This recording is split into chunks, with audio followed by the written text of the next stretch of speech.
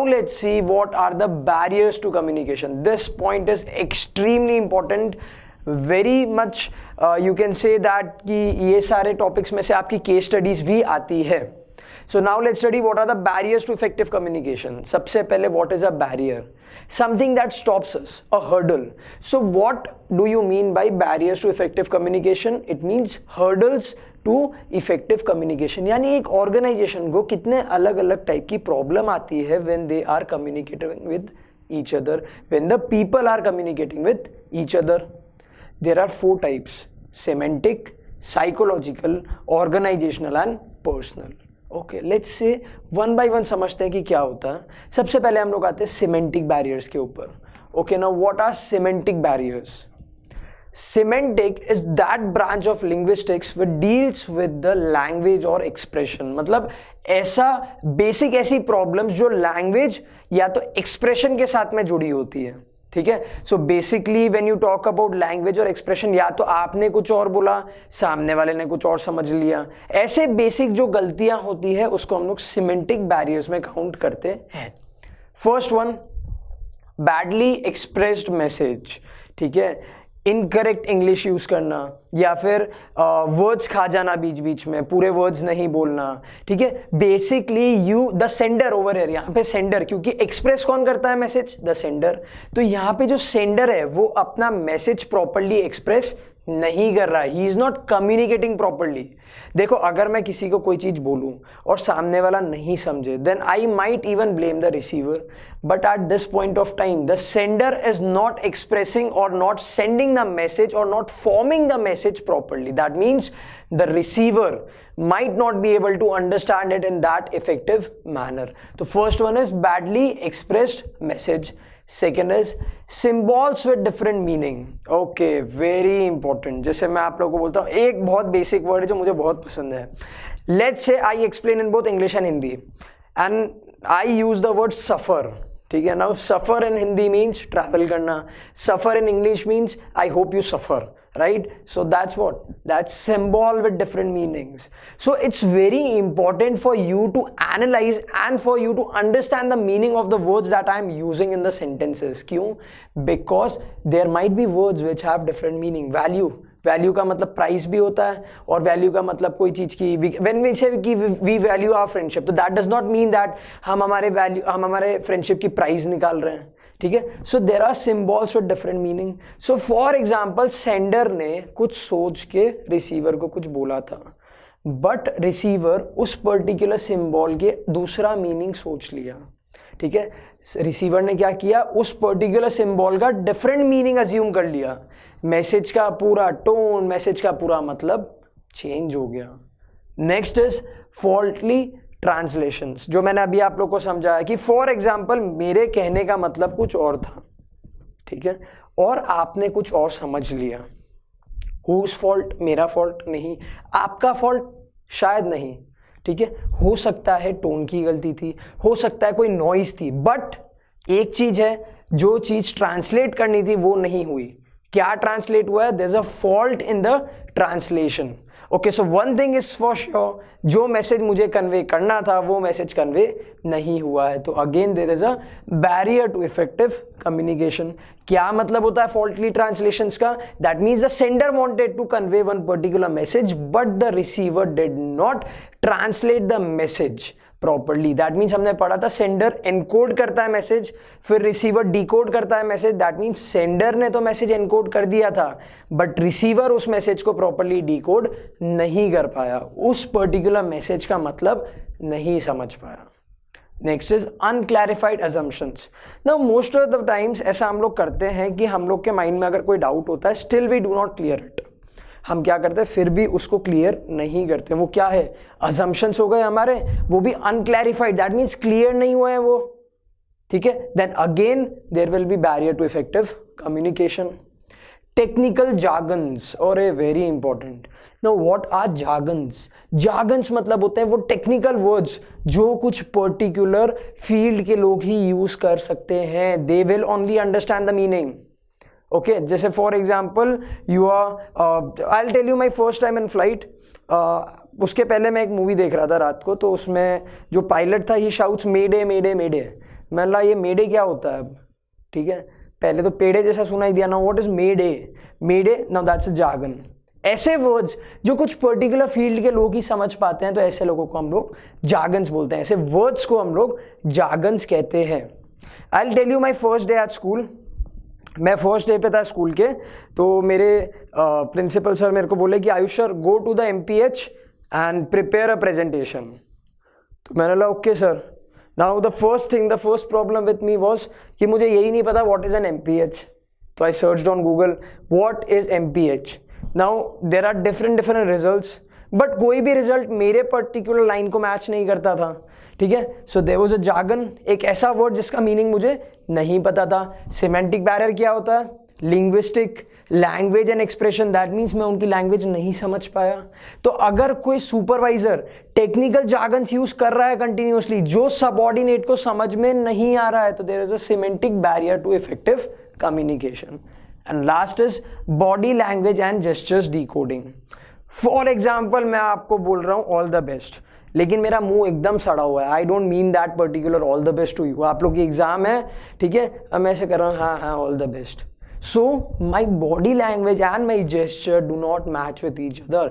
मैं जो कहना चाहता हूं और मेरा बॉडी लैंग्वेज दोनों एक दूसरे को मैच नहीं कर रहे हैं। तो again body language and gesture decoding. Remember semantic में मैंने आपको बोला था the branch of linguistic which deals with words as well as expressions. तो यहां पे मेरे वर्ड्स और मेरे एक्सप्रेशंस मैच नहीं हो रहे, तो again there is a semantic barrier to effective communication.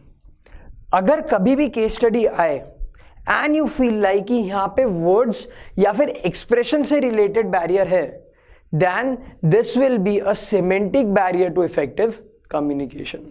Next are psychological barriers to the effective communication. देखिए आपकी साइकोलॉजिकल और आपका इमोशनल स्टेट बहुत बड़ा बैरियर होता है टू द इफेक्टिव कम्युनिकेशन। कैसे? देखिए अगर आप गुस्सा हो, ठीक है, तो आप शायद सामने वाले की बात नहीं सुनते हैं। What is that? Psychological barrier to effective communication. अगर आप बहुत ज़्यादा वरीड हो, ठीक है, या फिर आप इमोशनली बहुत ज़्यादा हर्ट हो और आपकी मम्मी एक हॉट चॉकलेट का, एक हॉट कॉफ़ी का मग लेके आपके पास में आती है और बोलती है बेटा सब ठीक हो जाएगा, फिर भी आप क्या बोलते हो? मम्मी मत परेशान करो, मैं ऑलरेडी बहुत परेशान हूँ। What is that? Psychological barrier to effective communication. So let us see what are the different psychological barriers to effective communication. First is premature evaluation. Now what is premature evaluation? For example, you are asking your friend कि सुन आते आते रिया को तो हाँ हाँ मैं pick कर लूंगा रिया को, तू टेंशन मत ले। But that is not what you meant to say. You meant to say कि आते आते रिया से कुछ लेके आना. You did not want Riya to attend the party, but now because your friend automatically evaluated what you are trying to say, now he will bring Riya to the party. ठीक है, what is that? Premature evaluation. ठीक है, कभी कभी हमारी mummy बोलती है कि सुन बेटा घर आ, तो आप क्या इमेजिन कर लेते हो जैसे मम्मी घर बोलती है हाँ हाँ मैं जल्दी आ जाऊंगा घर पे, डोंट वरी। हो सकता है मम्मी को शायद कुछ और बोलना हो। Premature evaluation. Second is lack of attention. ये मेरी पर्सनल सबसे बड़ी प्रॉब्लम है। कोई भी इंसान 2 मिनट से ज़्यादा कोई बात बोलता है ना, तो मेरा अटेंशन लूज होना शुरू हो जाता है। I start to lose my attention. ठीक है, that means my psychological state goes in a proper zone जहाँ पे मैं अटेंशन देना बंद कर देता हूँ। So for example there are 2 people communicating, one person has been speaking and speaking and speaking, second person का अटेंशन खत्म हो गया। सो क्या वो कम्युनिकेशन रहेगा? नहीं रहेगा। क्यों? Because I told you communication is a 2-way process. जितना एक सेंडर का बोलना जरूरी है उतना ही रिसीवर का रिसीव करना जरूरी है। So lack of attention also becomes a psychological barrier to effective communication. Next is very important, loss by transmission and poor retention. Okay, loss by transmission. For example, कोई A person ने B person को कोई बात बोली है, then B is further communicating that idea to C, then C to D, D to E. Can you guarantee कि जो message मैंने as it is बोला था वो वहाँ तक पहुँचते पहुँचते सेम रहेगा? नहीं। हम सब ने बचपन में गेम खेली जिसको हम लोग बोलते हैं Chinese whisper. What is that? हम सब एक दूसरे के कान में एक बात बोलते हैं एंड वी एक्चुअली रियलाइज कि लास्ट तक वो बात जाते जाते एकदम चेंज हो गई है, तो that is loss by transmission. That means on the way बात चेंज हो जाती है, डिस्टॉर्ट हो जाती है। And poor retention, poor retention का क्या मतलब होता है? याद नहीं रख पाना। Don't confuse between attention and retention. Attention मतलब क्या हुआ? आप ध्यान ही नहीं दे रहे हो। पुअर रिटेंशन मतलब क्या हुआ? जो आप याद नहीं रख पा रहे हो। And last is distrust. Okay, now what is distrust? Trust का मीनिंग आई थिंक हम सबको पता है, जब हम एक दूसरे के ऊपर भरोसा करते हैं। डिस्ट्रस्ट का मीनिंग क्या होता है? When we don't trust each other. ठीक है, so when you don't trust the sender, अगर आप रिसीवर हो और आप सेंडर को ट्रस्ट नहीं करते हो तो शायद आप उसकी बात पे यकीन नहीं करोगे। So distrust also becomes a psychological barrier to effective communication. Now let's see the organizational barriers to the effective communication. Now what do you mean by organizational barriers? कभी कभी ऑर्गेनाइजेशन के कुछ पॉलिसीज, कुछ रूल्स, कॉम्प्लेक्सिटी कम्युनिकेशन डिफिकल्ट बना देती है between the employees और the superior subordinates of the organisation. So those are the organisational barriers to effective communication. Let's study in deep कि ऑर्गेनाइजेशनल बैरियर्स कौन से होते हैं. First is organizational policy. Now see, for example, the company is following the policy of centralization. ठीक है, centralisation of communication. Let's say कि वो communication का फ्लो, फ्री फ्लो अलाउ नहीं करते हैं. तो ऑर्गेनाइजेशनल पॉलिसी का क्या मतलब हो गया? That the subordinates they can not talk to each other very easily, they can not talk to the superior very that easily. Right, so that becomes the organizational policy, and finally it becomes organizational barrier to effective communication. Next is rules and regulation. Let's say कि मेरे school में एक rule था जिसमें मुझे अगर मेरे HOD या कोऑर्डिनेटर से कोई भी बात करनी है तो I have to write a mail. ठीक है, if I have to talk to the principal, I have to write a mail to the HOD. HOD will pass it on to the you can say coordinator, then coordinator will further pass it on to vice principal, and vice principal will pass it on to principal. So what are those rules and regulations? So अगर organizational rules allow नहीं करते हैं for people to talk to each other, so that will again become an organizational barrier to effective communication. Next is status. बहुत important है. Suppose two people they are not of same level, there is one subordinate and there is one superior. For example there is me, myself and my principal. तो मेरे principal मेरे superior हो गए, I am the subordinate. Status difference आ जाता है.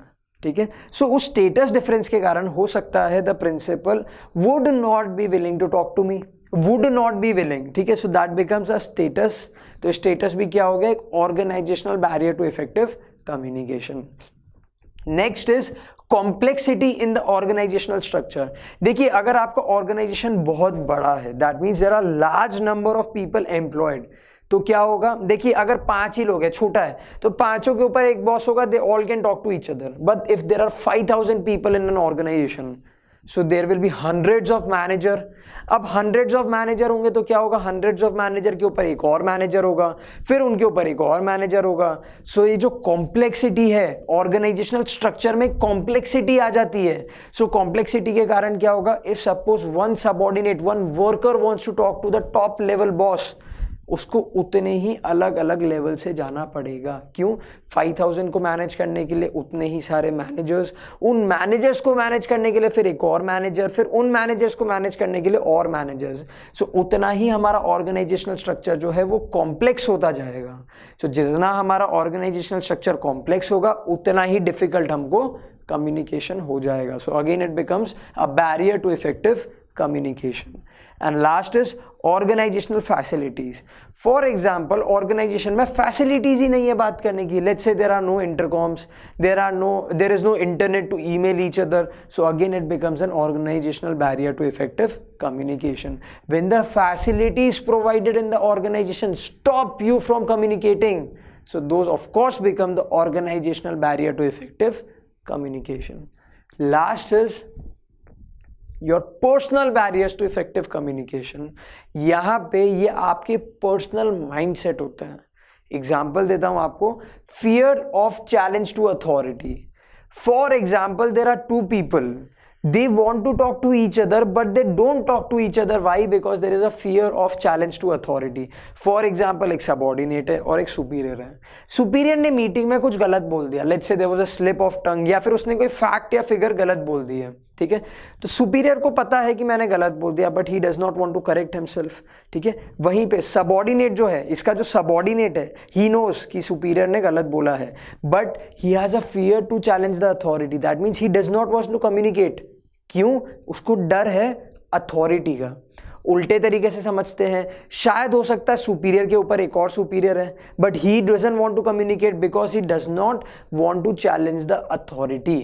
Next is lack of confidence of superior on his subordinates. Let's say subordinate कोई idea convey कर रहा है या फिर कोई इंफॉर्मेशन कन्वे कर रहा है, बट बिकॉज सुपीरियर को सबऑर्डिनेट के ऊपर कॉन्फिडेंस नहीं है, सुपीरियर शायद उसकी बात सुनेगा ही नहीं. So lack of confidence of superior on his subordinates. Third is unwillingness to communicate. For example, एक सुपीरियर है, एक सबऑर्डिनेट है, do not want to talk to each other. वो क्या हो गया? Personal barrier to effective communication. So if there is unwillingness to talk to each other, even you might have certain classmates जिनके साथ में आपको कभी बात करने की इच्छा ही नहीं होती है, राइट. सपोज अगर हमारा कोई फ्रेंड बोलता है कि सुन आशीष से नोट्स मांग ले, हम क्या बोलते हैं? सपोज आपको आशीष नहीं पसंद, आप क्या बोलोगे? यार मैं नहीं कॉल कर रहा, उसको तू ही पूछ ले, मेरे को नहीं बात करनी. Unwillingness to communicate will also become personal barrier to effective communication. Last is lack of proper incentives. Okay, now what are lack to proper incentives? For example, आपके एम्प्लॉयज के लिए कोई भी रिवॉर्ड्स नहीं है, rewards for feedback, reward for best ideas. तो शायद उन लोग के पास में अगर कोई इंसेंटिव नहीं है तो शायद वो इफेक्टिवली कम्युनिकेट नहीं करेंगे. So these were the personal barriers to effective communication.